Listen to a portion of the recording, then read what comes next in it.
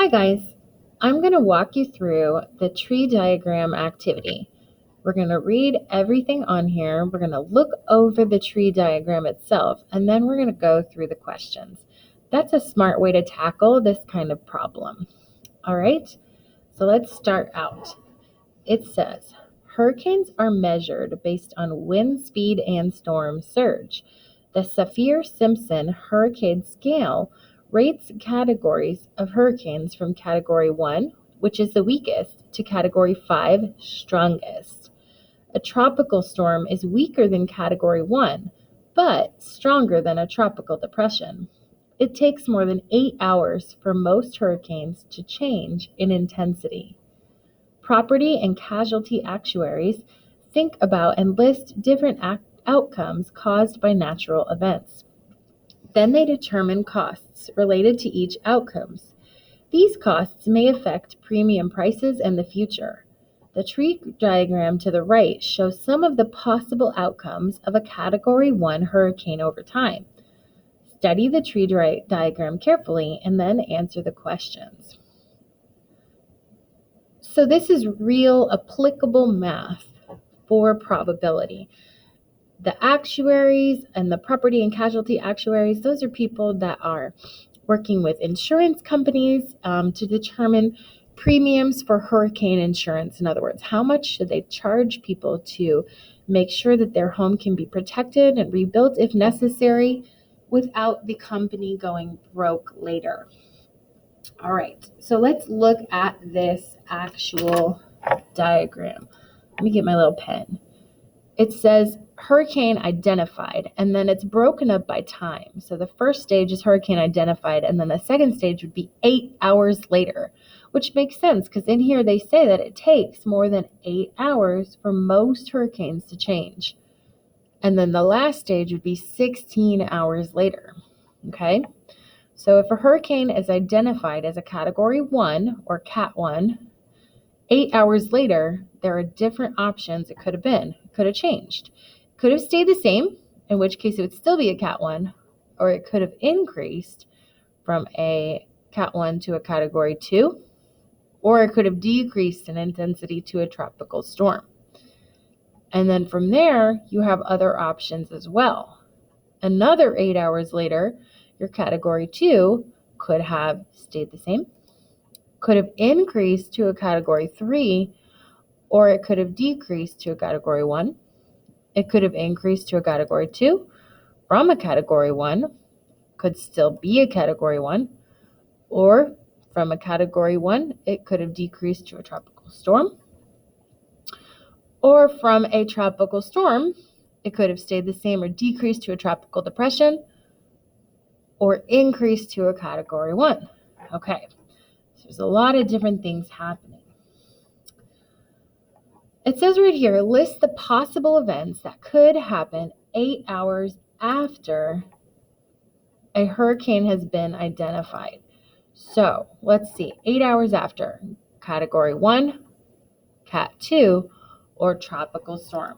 Those are the possible outcomes we could have. Okay. So Cat 1, Cat 2, or tropical storm. Okay. Question 2. What is the probability that this hurricane is a Category 1 after 16 hours? Write your answer as a fraction and a percentage. All right, well, in order to do this, we need to look at how many total outcomes we have here. And then out of all of the total outcomes, how many are Category 1? So let's see. We have 3 for each little subset. So we're going to have 9 total outcomes. And of the 3 little sections here, we have Category 1 3 times. If I use my pen, I'll switch over to yellow so you can see. Maybe yellow shows up. We've got Category 1 here. 1, 2, and 3 times. So that would give us 3 out of 9, which is not a simplified fraction. I'm going to have to simplify that. A common factor would be 3. So if we divide the numerator and the denominator by 3, we're going to be able to have a simplified fraction of 1/3. And then we have to write that as a percent. So to write it as a percent, what we need to do is divide that fraction. This is actually a benchmark fraction that you may just know, but if you didn't know this, you would just go to Desmos or a calculator of your choice, and you would plug it into the calculator. You would divide 1 divided by 3, and you would get 0.3. This is going to be so tiny, you might not be able to see this. 0.33 repeating, right? And then to go from a decimal to a percent, do you remember what to do? You can move the decimal 2 places to the right, which is the same as multiplying by 100. So that is 33%. Let me see if I can increase that font without it just dominating my page. Oh yeah, there we go. Okay, that's better. Question 3. What is the probability that this hurricane remains a Category 1 for the entire time? Write your answer as a fraction and a percentage. Okay, well, in order to maintain its status as a Category 1 the entire time, it's going to have to be, let me get my pen back. It's going to have to be a Category 1 here, which is where it starts, so all of them will be. But then it would have to be from here too, and it could only follow this path and get to only this box. So this is the only one we would be satisfied with. Remember, we said there were 9 total outcomes, which means that our fraction here will be 1 out of 9. And we have to find that as a percent as well. So we're going to do the same thing. I'm going to take on my calculator, I'm going to divide 1 divided by 9, and I get the percentage, I get the decimal, 0.11. And then to go from that decimal to the percent, I move that decimal point over 2 places, or I multiply by 100. That's the same process.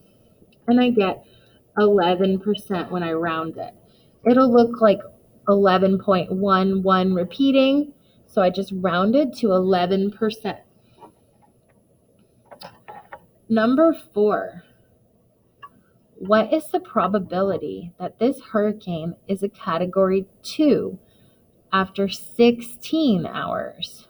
Okay, so this time they're not interested in whether or not it started and stayed it starts as a Category 1, but whether or not it was a Category 2 at 8 hours or not. It's just at 16 if it's a Category 2. So let me go ahead and let me do a little bit of erasing of those previous things. Let's get in there and let's see. So at 16 hours, I'm looking for Category 2s. I've got one right here, and I've got one right here, and that's it.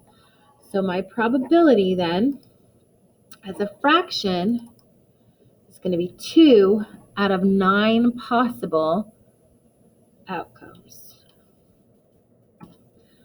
And then as a percent, again, same process. I divide 2 divided by 9. I'm going to get 0.2 repeating. When I multiply that by 100, or I move that decimal 2 places, I will have 22%. For numbers 5 and 6, I'm going to have you do them on your own. I'll read them, and I want you to think through them. Number 5 says, after 16 hours, is it more likely that the hurricane will be a Category 1 or a Category 3? Explain your answer using fractions and percents. So you already know the percent likelihood that it will be a Category 1 after 16 hours. That was your answer from question 2. You haven't found the likelihood that it'll be a Cat 3 after 16 hours yet. You'll have to do that first. For question 6, it says, if flooding is possible in any of these scenarios, would a storm and a flood be mutually exclusive events? Mutually exclusive means one will happen without the other. So think about that. If flooding is possible in any of the scenarios, does that mean that the storm and the flood are mutually exclusive events? In other words, would the insurance companies need people with hurricane insurance to also have flood insurance? This is a valid question. My sister lives near Baltimore, Maryland, and she has to have both. So think about why that might be. It's a short text box. You don't have to write an essay, just a short little response. Thank you. Have a great weekend.